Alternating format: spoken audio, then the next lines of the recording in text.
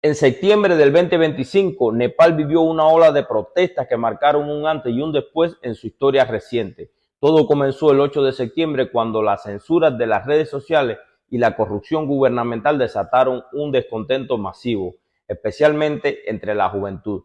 Las manifestaciones fueron intensas con enfrentamientos que dejaron víctimas, daños materiales y un profundo dolor en la sociedad. Uno de los episodios más trágicos fue la muerte de la esposa del ex primer ministro, quien perdió la vida tras el incendio de su vivienda en medio del caos.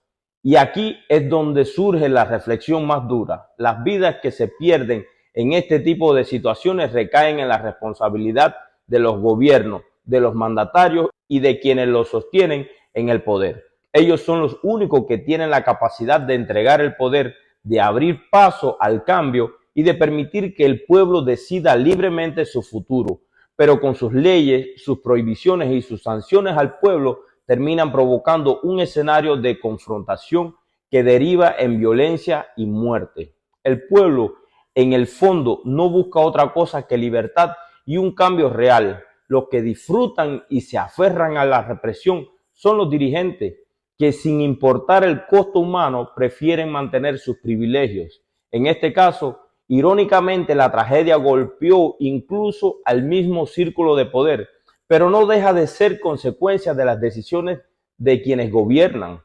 Esta es la realidad que se repite en muchos países. Los mandatarios rara vez se preocupan por el pueblo o por los daños colaterales.